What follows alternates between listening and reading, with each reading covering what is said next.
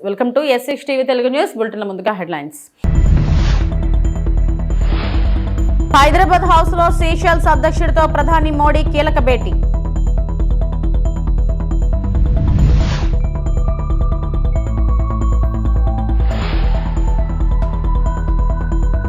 రెండేళ్లలో అమరావతి నుంచి క్వాంటమ్ కంప్యూటర్లు సీఎం చంద్రబాబు.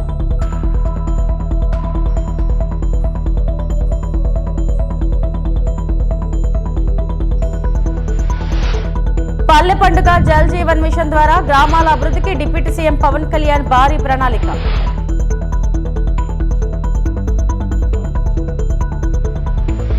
ప్రధానమంత్రి నరేంద్ర మోడీ సీషెల్స్ అధ్యక్షుడు డాక్టర్ ప్యాట్రిక్ హెర్మిన్తో న్యూఢిల్లీలోని హైదరాబాద్ హౌస్ లో కీలక ద్వైపాక్షిక చర్చలు నిర్వహించారు. ఈ భేటీలో భారత్ సీషెల్స్ మధ్య స్నేహపూర్వక సంబంధాలు, వ్యూహాత్మక భాగస్వామ్యం, అభివృద్ధి సహకారం తదితర అంశాలపై విస్తృతంగా చర్చించారు.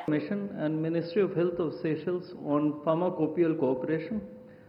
This document will be exchanged by His Excellency Dr. Marvin Fanny, Minister of Health of Seychelles, and Dr. S. Jayashankar, External Affairs Minister of India.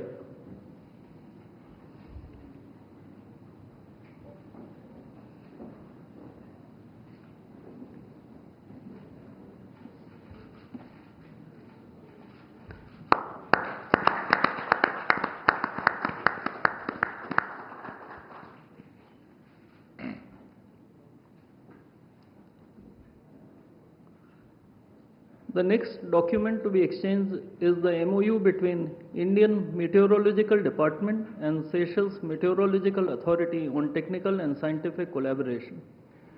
This document will be exchanged by Her Excellency Ms. Mary May Jeremy, Minister of Environment, Climate, Energy and Natural Resources of Seychelles, and Dr. S. Jayashankar, External Affairs Minister of India.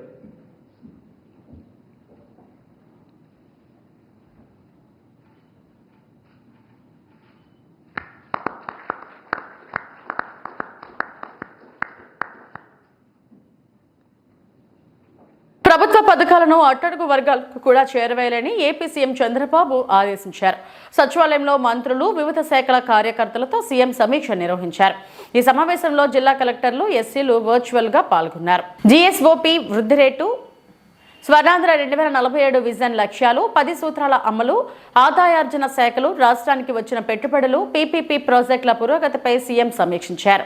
Real time governance లో భాగంగా సాంకేతికతతో పాటు aware, data leak పాలనలో AI tools వినియోగం, కేంద్ర ప్రయోజిత పథకాల action plan, యువతకు నైపుణ్యాభివృద్ధి, వన్ ఫ్యామిలీ వన్ ఎంటర్ప్రెన్యూర్ విధానం అమలుపై చర్చించారు. ఈ సందర్భంగా చంద్రబాబు మాట్లాడుతూ వివిధ అంశాలపై అధికారులకు దిశానిర్దేశం చేశారు. మనం చేసిన 19 months నుంచి ఈ రెండు కూడా సెంట్రల్ పాయింట్గా పెట్టుకొని ఈరోజు ఆర్టీజీఎస్ కావచ్చు, లేకపోతే టెక్నాలజీ పెనిట్రేషన్ కావచ్చు, అదే మరి మొత్తం గవర్నమెంట్ డేటా అంతా కూడా సింగిల్ పోర్టల్కి తీసుకురావడం కావచ్చు, ఇంకొక పక్కన ఏఐ అప్లికేషన్ కూడా వాడే పరిస్థితికి మనం వచ్చాం. ఇప్పుడు నెక్స్ట్ లెవెల్ క్వాంటమ్ కంప్యూటర్ కూడా నిన్నే ఫౌండేషన్ వేసిన సెంట్రల్ మినిస్టర్ వచ్చారు. ఏ 6-7 దేశాల్లో మనది ఒక దేశం. మన దేశంలో అమరావతి సెంట్రిక్గా ఈరోజు క్వాంటమ్ కంప్యూటర్ కూడా పరిస్థితి వచ్చాం. అంటే టెక్నాలజీలో ఎక్కడా వెనుకబడి లేము. 2 సంవత్సరాల్లో క్వాంటమ్ కంప్యూటర్స్ ఇక్కడి నుంచే మ్యానుఫ్యాక్చర్ చేసే పరిస్థితికి వస్తున్నారు. మనమే ప్రపంచానికి క్వాంటమ్ కంప్యూటర్స్ కూడా ఇచ్చే పరిస్థితికి వస్తున్నాం. AI, quantum computers, data centres ఇవన్నీ కూడా రాబోయే రోజుల్లో సాంకేతికంగా పెనుమార్పులు వస్తాయి. ఓవరాల్ ఇంపాక్ట్ డీప్ టెక్నాలజీ అనేది ప్రతి ఒక్కరి జీవన ప్రమాణాలు పెంచడానికి కానీ డే టు డే లైఫ్ వాడుకోవడానికి పనికొచ్చే పరిస్థితి వస్తుంది. ఈ విషయం మనం పదే పదే మాట్లాడుకుంటున్నాం. అందుకే ఈరోజు మీరు చూస్తే ప్లానింగ్ డిపార్ట్మెంట్ అయితే ప్రతి నెల 8వ తారీఖున కేపీఐస్ అన్ని తయారు చేసి ఆ కేపీఐస్ బేస్ చేసుకొని వాట్ ఈస్ ది జిఎస్టిపి రాష్ట్ర ప్రభుత్వాలు ఈరోజు వన్స్ ఇన్ ఎ ఇయర్ కొంచెం లేట్గానో ముందుగానే ఇచ్చే పరిస్థితిలో ఉన్నారు. గవర్నమెంట్ ఆఫ్ ఇండియా మాత్రం జీడిపి కంపల్సరీగా క్వార్టర్లీ ఫిక్స్డ్ డేన వాళ్ళు అనౌన్స్ చేసే పరిస్థితికి వచ్చారు. అది ఇప్పుడే కాదు, ఎప్పుడూ కంటిన్యూ అవుతా ఉంది. అదే సమయంలో మనం క్వార్టర్లీ అనౌన్స్ చేస్తున్నాం. ఇప్పుడు నెక్స్ట్ స్టెప్కి వెళ్ళాం. క్షేత్రస్థాయిలో అధికారులు ఉదాసీనంగా వ్యవహరించవద్దని డిప్యూటీ సీఎం పవన్ కళ్యాణ్ సూచించారు. క్షేత్రస్థాయి నుంచి పై స్థాయి అధికారి వరకు ఎవరికి వారు సక్రమంగా బాధ్యతలు నిర్వహించాల్సిందేనని చెప్పారు. సచివాలయంలో సీఎం చంద్రబాబు అధ్యక్షతన వివిధ శాఖల కార్యదర్శులతో నిర్వహించిన సమీక్షా సమావేశంలో పవన్ పాల్గొని మాట్లాడారు. పల్లి పండుగకి సంబంధించి నా డిపార్ట్మెంట్ సంబంధించి పిఆర్ఎన్ఆర్డి సంబంధించి పల్లి పండుగ పోయిన సంవత్సరం 2,500 కోట్లు, పల్లి పండుగ 2.0 కింద 5,700 కోట్లు, అడవి తల్లి బాటుగా 1,005 కోట్లు, special assistance to state for capital investment which is called SASCI 2,123 crores. In total 11,328 కోట్లు శాంక్షన్ చేయబడింది. అలాగే జల్ జీవన్ మిషన్ పథకానికి సెంట్రల్ అండ్ స్టేట్ షేర్ కింద మొత్తం 28,000 కోట్లు మొబిలైజ్ జరుగుతూ ఉంది. అందులో ఇప్పటికే దాదాపు 10,000 కోట్ల పనులు ప్రారంభమైనవి. అలాగే ఫారెస్ట్ డిపార్ట్మెంట్కి సంబంధించి 200 కోట్లు నగర వనాలు క్యాంపా ఫండ్స్ ద్వారా ఇవన్నీ ఉన్నాయి. డిస్పైట్ ఉన్న ఆర్థిక పరిమితులన్నింటినీ దాటి గవర్నమెంట్ చాలా ఉన్న తక్కువ రిసోర్సెస్ తోటి కీ డెవలప్మెంట్ ప్రోగ్రామ్స్ని ఇంప్లిమెంట్ చేయడానికి చాలా కట్టుబడి ఉన్నాం. గౌరవ ప్రధానమంత్రి శ్రీ నరేంద్ర మోదీ గారి సహకారం, వారి కమిటెడ్ లీడర్షిప్, అలాగే గౌరవ ముఖ్యమంత్రి నారా చంద్రబాబు నాయుడు గారి అనుభవం, ఈ ప్రోగ్రామ్స్ అన్నీ క్షేత్రస్థాయిలో దీని రిజల్ట్స్ చూడాలని మేము అందరం పనిచేస్తూ ఉన్నాం. మనందరం కూడా కలిసి పనిచేయాల్సిన అవసరం ఉంది. This effort and commitment must be clearly understood by the administration. When funds are arranged with such difficulty and responsibility, there can be no excuse for failure in implementation. Every rupee must be translated into visible outcomes on the ground. Officers at all levels must ensure that funds are made available and projects should be executed efficiently, transparently and within timelines without any delay. ప్రత్యేకించి ఈ మధ్యన గౌరవ ముఖ్యమంత్రి గారి దృష్టి కూడా తీసుకొస్తాం. క్షేత్రస్థాయిలో కొంత ఉదాసీనత ఉంది అందరికి. ఆ రిజల్ట్స్ మేము గౌరవ ముఖ్యమంత్రి గారు మాకు ఇచ్చినంత టార్గెట్స్గా మేము కిందికి వెళ్తా ఉంటే కొన్ని ఎక్స్క్యూజెస్ కనిపిస్తాను. దయచేసి అవన్నీ లేకుండా చూడండి. ఎందుకంటే మేము 4 గోడల మధ్య కూర్చునే వ్యక్తులు ఎవరు కాదు. కరీంనగర్ లో ధనవంతులకు గుణవంతులకు మధ్య పోటీ జరుగుతుందని కేంద్ర మంత్రి బండి సంజయ్ అన్నారు. బీజేపీ అభ్యర్థులకు మద్దతుగా బండి సంజయ్ ప్రచారంలో పాల్గొన్నారు. కాంగ్రెస్ కు ఓటు వేస్తే పన్నులు పెంచుతారని విమర్శించారు. కరీంనగర్ లో బీజేపీ అభ్యర్థి మేయర్ స్థానం గెలుస్తారని విశ్వాసం వ్యక్తం చేశారు. కరీంనగర్ అభివృద్ధి బీజేపీతోనే సాధ్యమవుతుందని ధీమా వ్యక్తం చేశారు. ఇలా మీకు అభివృద్ధి చేస్తామని కాంగ్రెస్ అంటారు చేతి గుర్తులు. నేను గిన్ని 100 కోట్లు పట్టుకొచ్చినా ఎప్పుడైనా పన్నులు పెంచినా నేను ఎక్కించి పట్టుకొస్తా పైసలు, నరేంద్ర మోడీ గారిని ఒప్పించి పైసలు నేను పట్టుకొస్తా. ఈ ఆలోచించుకోరి. పన్నులు పెంచి మీకు మోర్లు కట్టుడు కావాలి, రోడ్లు తెచ్చుడు కావన్నా, పన్నులు పెంచకుండా ఢిల్లీ నుంచి పైసలు తెచ్చుడు కావన్నా ఒక్కసారి ఆలోచించుకోండి. ఇప్పటికే రోడ్లు లేవు, ఇళ్ళ కిరాయిలు ఉంటున్నారు, కనీసం కుటుంబాన్ని పోషించుకునే పరిస్థితి లేదక. కాబట్టి పన్నులు పెంచామని వాళ్ళు చూస్తున్నారు, పన్నులు పెంచకుండా అభివృద్ధి చేద్దామని నేను చూస్తున్నా. మోడీ గారికి కలిసేసిన మొన్న, సార్ నేను కరీంనగర్ పోతున్నా, నేను పార్లమెంట్కి ఇప్పుడు రాను సార్ అంటే, ఎందుకు అంటే ఎన్నికలు ఉన్నాయని చెప్తే మా మోడీ సార్ చెప్పిండు, నిన్ను గెలిపిస్తే మంత్రిని చేసిన, కరీంనగర్కు 1,400 కోట్ల రూపాయలు ఇచ్చిన, కానీ అది ఎవ్వరికీ ముట్టలే. కాబట్టి ఈసారి మేయర్ బీజేపీకి ఇవ్వమని చెప్పు, పువ్వు గుర్తు కొట్టేమని చెప్పు, వరద లెక్క నిధులు నేను ఇస్తా అని చెప్పి ఇలా మోడీ గారు చెప్తేనే ఇలా మీ దగ్గర వచ్చి మాటిస్తున్నాక. ఏమవుతుందంటే తెచ్చేది మేమే, అక్కడ మేయర్ ఉండాలి. మేయర్ మనోడు ఉంటే మేయర్కే శాంక్షన్ చేయొచ్చు. ఇండ్లు కానీ, రోడ్లు కానీ, మోరీలు కానీ అన్ని మేయర్ శాంక్షన్ చేయొచ్చు. ఈసారి మేయర్ పక్కా అవుతున్నాం, మనం అందరి ఆశీర్వాదంతో మేయర్ పక్కా అవుతున్నాం, దాంట్లో ఏమనలేదు. కానీ అక్కడ మేయర్ మేము అయినప్పుడు ఇక్కడ ఎవరు గెలవాలి? ఎన్నికల ప్రచారంలో బూతులు మాట్లాడుతున్న సీఎం రేవంత్ రెడ్డికి పోలింగ్ బూత్ లో ఓటర్లు తగిన గుణపాఠం చెప్పాలని మాజీ మంత్రి ఎమ్మెల్యే హరీష్ రావు పిలుపునిచ్చారు. సిద్దిపేట జిల్లా దుబ్బాక మున్సిపాలిటీ పరిధి 4, 5, 6 వార్డుల బారాస అభ్యర్థుల గెలుపు కోసం ప్రచారం నిర్వహించారు. హామీలపై ప్రజలు నిలదీస్తారనే భయంతోనే సీఎం రేవంత్ రెడ్డి మెదక్ జిల్లాకు రావట్లేదని విమర్శించారు.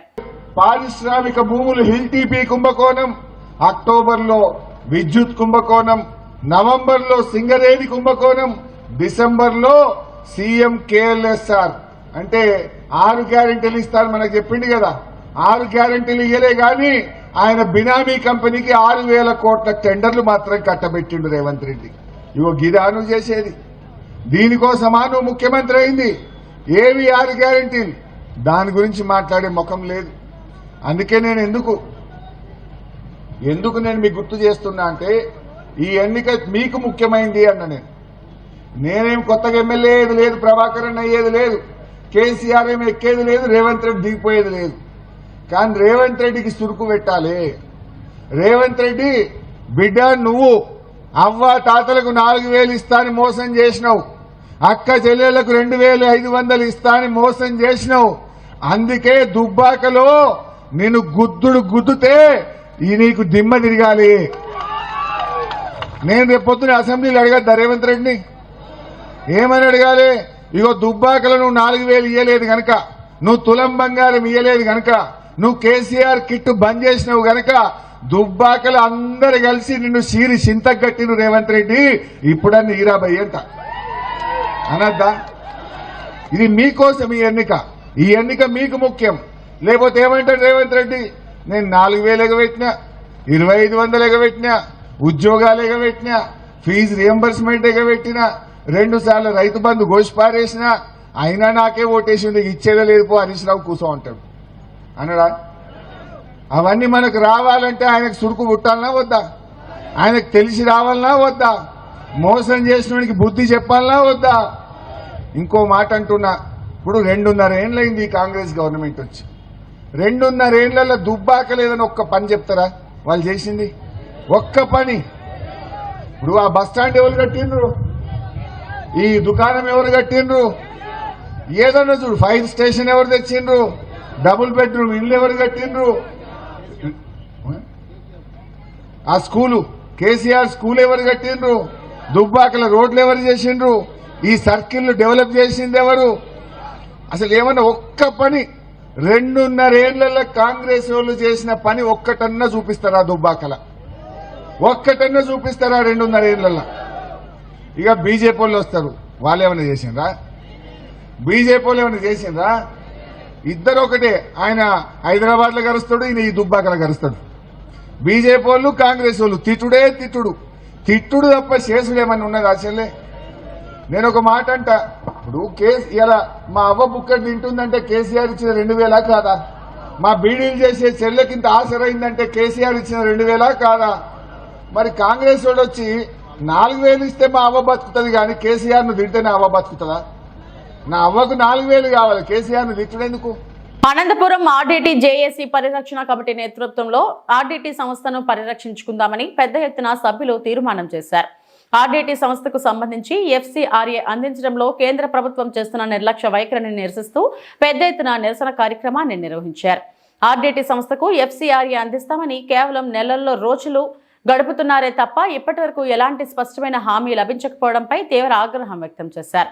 కేంద్ర ప్రభుత్వం 2021లోని ఆర్డీటీ సంస్థకు నిధులను నిలిపివేసిందని, రాష్ట్ర వ్యాప్తంగా 3,500 గ్రామాలకు చెందిన వారు ఆర్డీటీ సంస్థ ద్వారా అన్ని విధాలుగా లబ్ధి పొందుతున్నారని, దీనికి సంబంధించి ప్రత్యేక ఆర్డీటీ పరిరక్షణ జేఏసీ నేతృత్వంలో గత ఏడాది రాష్ట్ర ముఖ్యమంత్రికి వినతి పత్రాన్ని సమర్పించడం జరిగిందని తెలిపారు. అందులో భాగంగానే నేడు అనంతపురం జిల్లా కలెక్టర్కు ఆర్డీటీ జేఏసీ సభ్యులు ఆర్డీటీకి ఎఫ్ఎస్సీఆర్ఏ రెన్యువల్ చేయాలని కోరుతూ వినతి పత్రాన్ని సమర్పించారు. ఆర్డీటీ సమస్య కోసం అన్ని కుల ప్రజా సంఘాలు ఇంతకు ముందు చెప్పినట్ల రాజకీయ వామపక్ష పార్టీలను కలుపుకొని శక్తి వంచన లేకోకుండా దాదాపు 4-5 నెలలుగా ఉద్యమాలు చేసిన సంగతి మనందరికీ తెలిసిన విషయమే. మరి ఆ క్రమంలో ఈ ఉద్యమాలకు తలొగ్గినారో లేకుంటే ఈ ప్రజా వ్యతిరేక ఉద్యమానికి ఈ కూటమి ప్రభుత్వం భయపడిందో మాకు అర్థం కాలేదు. కానీ ఏది ఏమైనా కూడా ఆర్డీటీ ఎఫ్సీఆర్ఏ రిజిస్ట్రేషన్ చేయిస్తాం, ఆర్డీటీ ఎక్కడా పోదు మీతోనే ఉంటుందని చెప్పేసి ఈ గౌరవ రాష్ట్ర ముఖ్యమంత్రి చంద్రబాబు నాయుడు కుమారుడు ఈ జిల్లాకు వచ్చి ప్రకటించిన సందర్భాన్ని కూడా మేము అప్పుడు విన్న తర్వాత ఖచ్చితంగా ఈ కూటమి ప్రభుత్వం న్యాయం చేస్తుందని చెప్పేసి ఆశించినాం.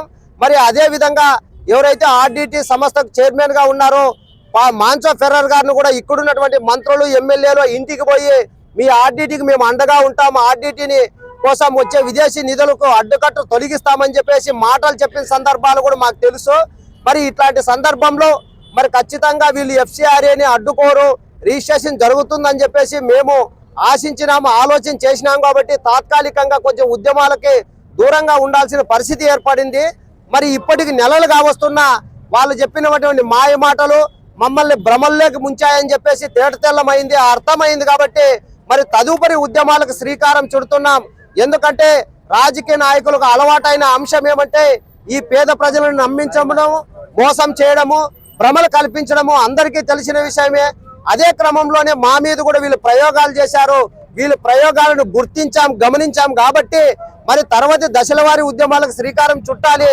ఖచ్చితంగా మీరు అడిగిన ప్రశ్నల్లో భాగంగా అవసరమైతే ఢిల్లీ వరకు కూడా ఈ ఉద్యమాన్ని తీసుకెళ్తాం. నరేంద్ర మోడీ, అమిత్ షాలకే కాదు, ఎవరికైనా కానీ ఈ ఉద్యమ సెగ తాకుతుంది.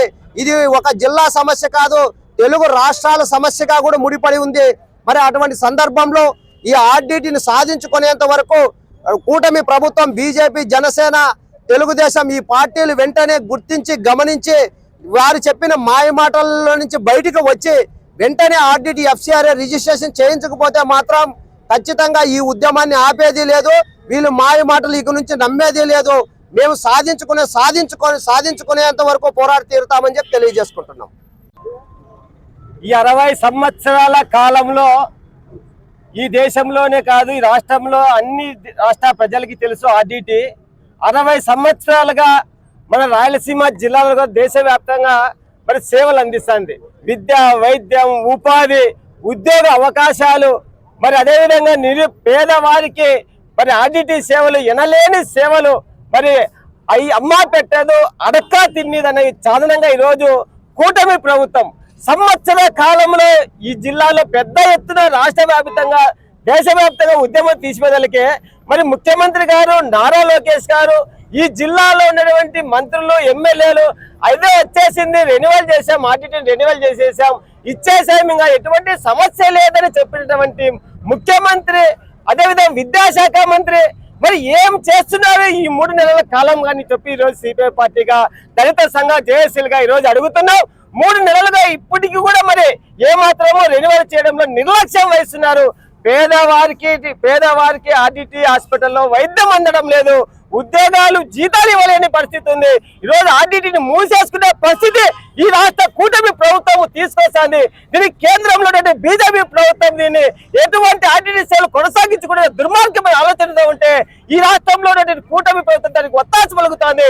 ఇప్పటికైనా సరే ఆర్డిటి సేవలు కొనసాగించే విధంగా కూటమి ప్రభుత్వం చర్యలు తీసుకోకపోతే ఈ రాష్ట్రంలోనే జిల్లాలో పెద్ద ఎత్తున అన్ని వామపక్ష పార్టీలు, దళిత సంఘాలు, ప్రజాతంత్రవాదులు కలుపుకొని పెద్ద ఎత్తున ప్రజాప్రతినిధుల ఇళ్లను ముట్టడిస్తామని చెప్పేసి ఈ సందర్భంగా తెలియజేస్తున్నాం. 2 నెలల కాంగ్రెస్ పాలనలో రాష్ట్రంలో ఒక్కటంటే ఒక్క అభివృద్ధి పని జరగలేదని మాజీ మంత్రి కేటీఆర్ ఆరోపించారు.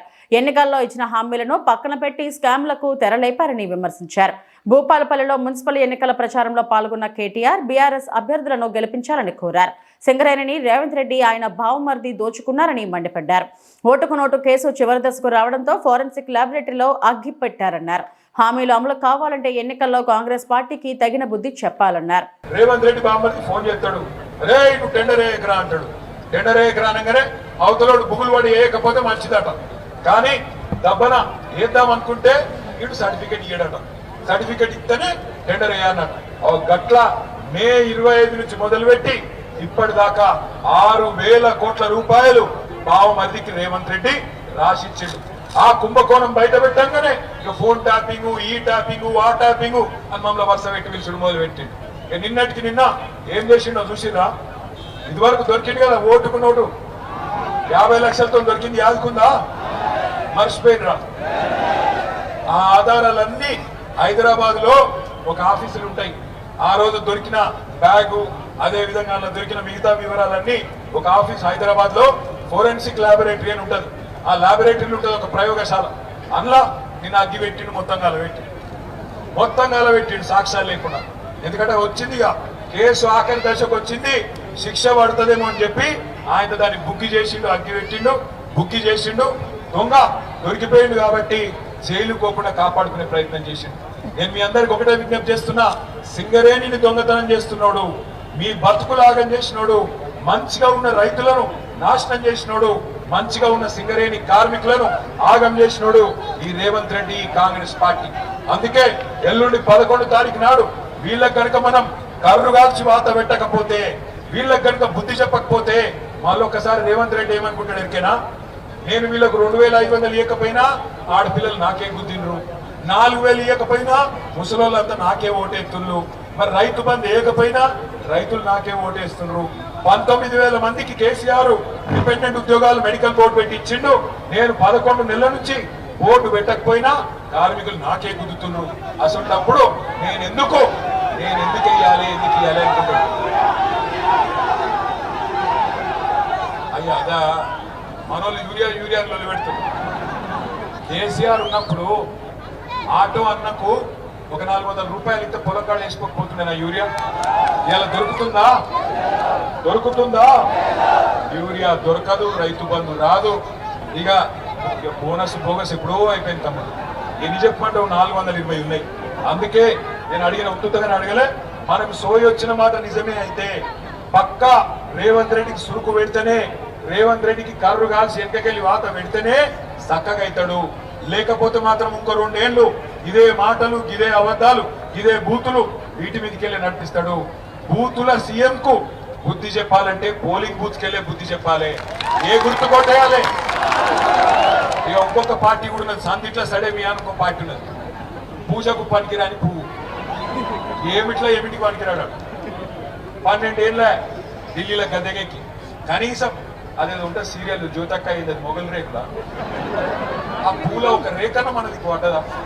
ఒక రేకు, ఆ మొగల్ రేకులో మన రేకులు అది ఉంటుంది కానీ ఒక రేకు 12 ఏళ్లలో ఒక్కటి చిన్న బుడ్డ పైసా పనిచేసినాడు మా బీజేపీ. మనకు మోడీ గారు చెప్పినప్పట్లో 15 లక్షలు ఇస్తాను వచ్చినాయా? ఒక పని చేయండి, ఆఖరికి ఒక మాట చెప్పి నేను ముగిస్తా. 15 లక్షలు వచ్చిన వాళ్ళు, మోడీ పంపిన 15 లక్షలు వచ్చిన వాళ్ళు. తిరుమల శ్రీవారిని పలువురు సినీ ప్రముఖులు దర్శించుకున్నారు. సోమవారం ఉదయం వీఐపీ ప్రారంభ విరామ దర్శన సమయంలో నటుడు తేజ సజ్జా, నటి శ్రీలీల, సంగీత దర్శకుడు తమన్, గాయకులు శ్రీకృష్ణ స్వామివారి సేవలు వేరువేరుగా పాల్గొన్నారు. టీటీడీ అధికారులు వారికి దర్శన ఏర్పాట్లు చేశారు. దర్శనం అనంతరం రంగనాయకుల మండపంలో పండితులు ఆశీర్వచనం చేసి స్వామివారి తీర్థ ప్రసాదాలను వారికి అందజేశారు. శ్రీవారి ఆలయం వెలుపల సినీ ప్రముఖులు కనిపించడంతో పలువురు భక్తులు, అభిమానులు వారితో సెల్ఫీలు తీసుకునేందుకు ఆసక్తి చూపారు.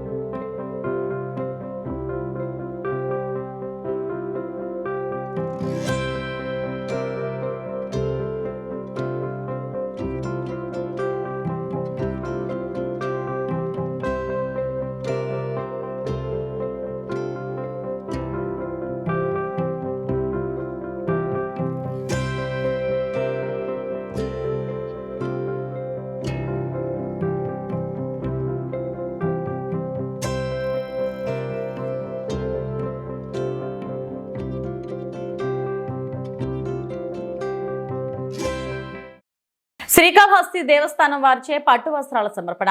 మహాశివరాత్రి బ్రహ్మోత్సవాలను పురస్కరించుకుని శ్రీకాళహస్తి దేవస్థానం వారు ఈ రోజు రాత్రి స్వామి అమ్మవార్లకు పట్టు వస్త్రాలు సమర్పించారు.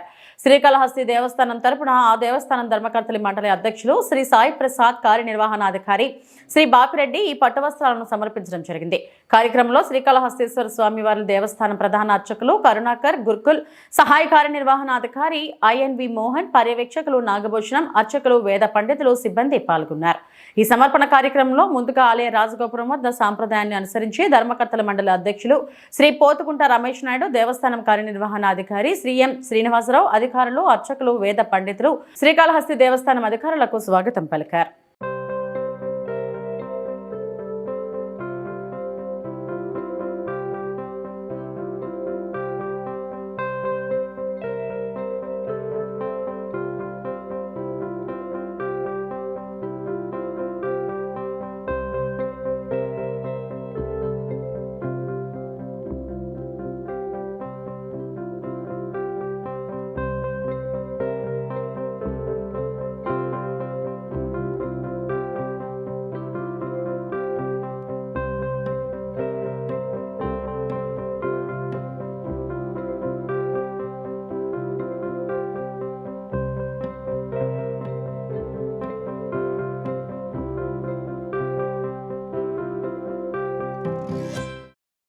ఆళ్లగడ్డ జనసేన నేత మైలేరి మల్లయ్య జగన్ అంబటి రాంబాబులపై ఫైర్ అయ్యారు. కూటమి పాలనలో సంక్షేమం, అభివృద్ధి దూసుకెళ్తుందన్నారు. ఇది జీర్ణించుకోలేని వైసీపీ నాయకులు డైవర్షన్ పాలిటిక్స్ చేస్తున్నారని, ప్రజలు వైసీపీ డ్రామాలు నమ్మే పరిస్థితిలో లేరని అన్నారు. పరమ పవిత్రమైన శ్రీవారి లడ్డూను కల్తీ చేసి వైసీపీ నేతలు మహాపాపం చేశారన్నారు. గంట అరగంట ఆంబోతు అంబటి రాంబాబును కాపులు నమ్మే పరిస్థితిలో లేరని మల్లయ్య మండిపడ్డారు. జగన్ తన ఉనికి, పార్టీ ఉనికి కాపాడుకోవడం కోసం చేసే జిమ్మిక్కులు అన్ని ప్రజలు గమనిస్తున్నారని మల్లయ్య అన్నారు.